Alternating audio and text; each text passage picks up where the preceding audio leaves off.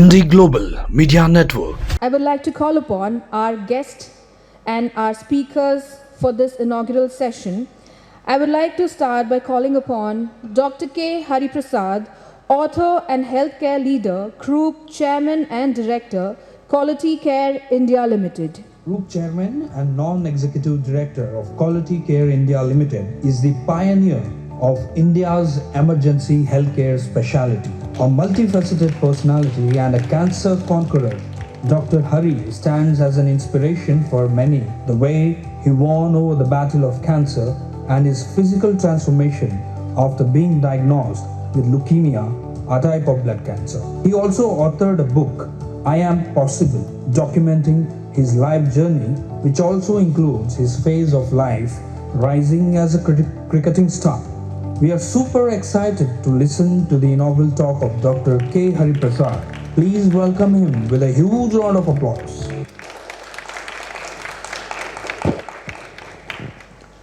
Good morning. I guess we are running behind schedule, so I'll keep it very short. I don't know why I'm here. I'm not a school teacher, not an educator, not a school administrator. But since Sudhir asked me, and IndiGlobal is doing some wonderful work on multiple fronts in multiple sectors, I thought I should be present here and share with you some of my thoughts about education. There's no doubt that the future of India, or for that matter for any country, is built in the schools. As was just said, the foundation for the country is laid in the schools. And we also hear that the only thing that is inevitable is change. But I wonder whether our education system has really changed over the decades. I'm not too sure. I was very fortunate, and I completely give credit to my school for what I am today, and I'll explain you why. One of the important things which parents and teachers are after is the marks, the exams, the ranks, and so on and so forth.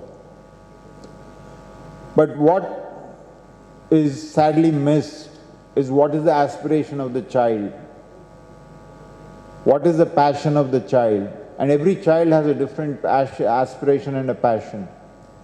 And anybody who is allowed to pursue what they're passionate about will do extremely well in life. And I guess that's what is missing. But I was extremely fortunate, and I thought I should share a couple of examples. I studied at Hyderabad Public School, Begumpet, and I was playing cricket. And I played for the state when I was in the 10th standard, and it was the ICSE board examinations. And normally the ICSE board examinations are held in February, and then we had to play for the state in some tournament. So I didn't want to lose a year, so I said I will not play for in that tournament, and decided to give up that tournament. But the principal and the physical director of the school called me and said, you go ahead and play the tournament. But I said, sir, I'll miss the exams and I'll lose a year, which I don't want to. They said, don't worry, go ahead and play the tournament, we'll take care of you. So I went ahead and played and came back. And what they did was, the principal called me and issued a TC to me. And he said, you come back to school from the next day, and there'll be some teachers sitting with you because you are appearing for SSC examinations, which are in April, and we'll prepare you for that and make sure that you pass your SSC and you do not lose a year in the school. Now, that is where I think the school made a huge difference to me, because of allowing me to pursue the passion of cricket. And what happened later was, I got my medical seat in the sports quota because of cricket. So I think one of the essential things which at the foundational stage is critical is to identify the potential, identify the emotional connect of a student with what he loves the most, and facilitate and help him to grow and pursue that passion. That's something which I think is missing and which all of you could contribute to inculcate in the school curriculums. And today, I think human beings are becoming machines and machines are becoming human beings. I'll tell you why I said that. I have a grandson, my daughter lives in the US, so my grandson is here on a holiday. He's a class 7 student, and his father told us that he had some work to do for the school during the holidays. So one day I made him sit down and said, "What's the work?" And there were a few questions that had to be answered. So he sat down and he said he would do it only on the computer. I said, "You can write down the answers to the questions." He said, "No, I'm in US, I do it only on the computer, so give me the computer and I'll do it on the computer." And I gave him the computer, and within seconds he had completed his task of finishing 5 questions, which I thought will take about an hour and a half or 2. And I went back and I asked him, "How did you do it?" He actually showed up, each of the questions were answered beautifully, perfectly. And I said, "How did you do this in a couple of minutes? You couldn't have typed all this down on your computer." He said, "Tata, you don't know this?" Then he promptly told me how he did it. He went and typed the question in ChatGPT. The answer came out. He copied it there and pasted it here, and his task was done. So that's the reason I said, with artificial intelligence and a lot of other things coming into the fold, men are becoming machines. We've stopped thinking.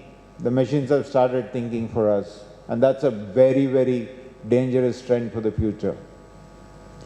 So one of the responsibilities and challenges that educators have from here on is to actually humanize education, keep it human, because that's going to be very, very critical for the future. And the last thing, I think a personality is built in the school. What one does when he or she grows up is based on the foundation that was laid for him or her in the school.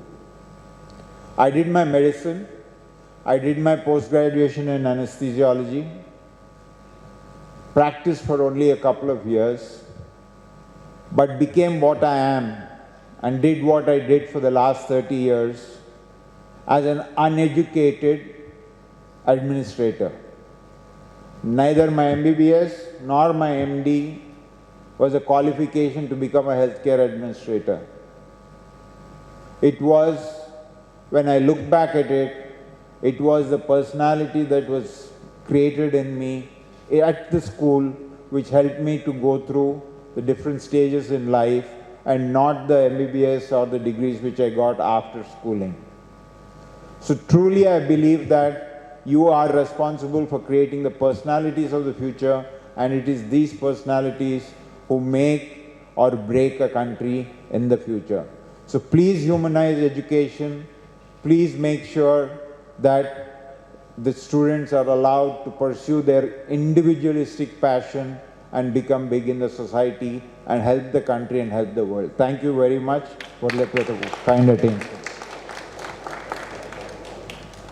Can I call upon Dr. K. Hari Prasad, author and healthcare leader, Group Chairman and Director, Quality Care India, to please accept this humble token of appreciation.